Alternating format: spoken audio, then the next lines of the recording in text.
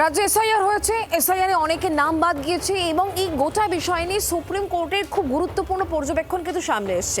এসআইআরে নাম বাদ যাওয়া মানে, ভোটার তালিকা থেকে নাম যাওয়া মানে নাগরিকত্ব নিয়ে টানাটানি পড়ে যাওয়া এমনটা নয়, নাগরিকত্ব হারানো নয় এক্ষেত্রে, এমনটাই কিন্তু দেশের শীর্ষ আদালত জানিয়েছে। অর্থাৎ দেশের শীর্ষ আদালতের তরফ থেকে খুব গুরুত্বপূর্ণ পর্যবেক্ষণ সামনে এসেছে।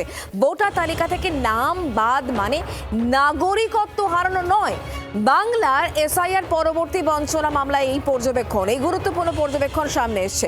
এসআইআর এর ভিত্তিতে সরকারি সুযোগ সুবিধা থেকে বঞ্চিত এই অভিযোগ জানিয়ে সুপ্রিম কোর্টে মামলা হয় এবং সেখানে এই গুরুত্বপূর্ণ পর্যবেক্ষণ দেশের শীর্ষ আদালতের, যেখানে উল্লেখ করা হয়েছে এটাই, ভোটার তালিকা থেকে নাম বাদ মানে নাগরিকত্ব হারানো নয়। এই বিষয় নিয়ে আমরা কথা বলেছিলাম রাজ্য বিজেপি প্রধান মুখপাত্র দেবজিৎ সরকারের সঙ্গে, তার বক্তব্য শোনাবো।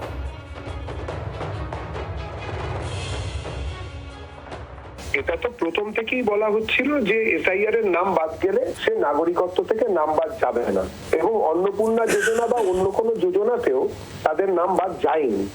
মন্দ লোকেরা কি বলে জানেন তো, যে কমিউনিস্টদের বুদ্ধি এত সূক্ষ্ম যে মাঝে মাঝে দেখাই যায় না।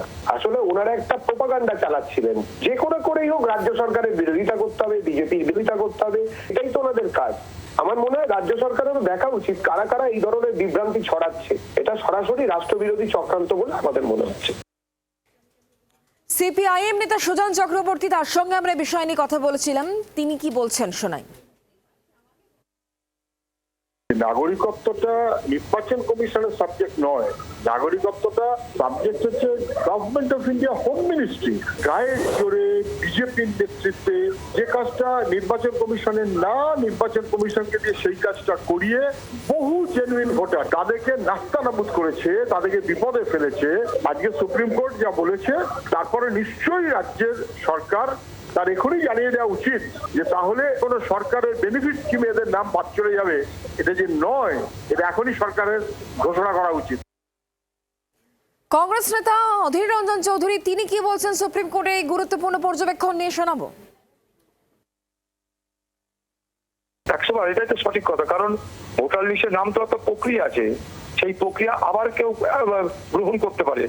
একবার ভোটার লিস্টের নাম বাদ গেল মানে এটা নয় যে সে দ্বিতীয় দিন আর সেখানে ঢুকতে পারবে না।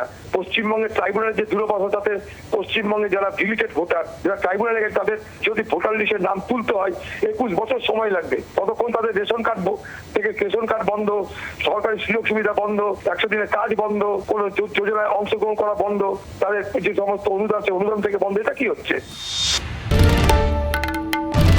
বাংলার আওয়াজ, বাঙালির আবেগ, জি 24 ঘন্টা।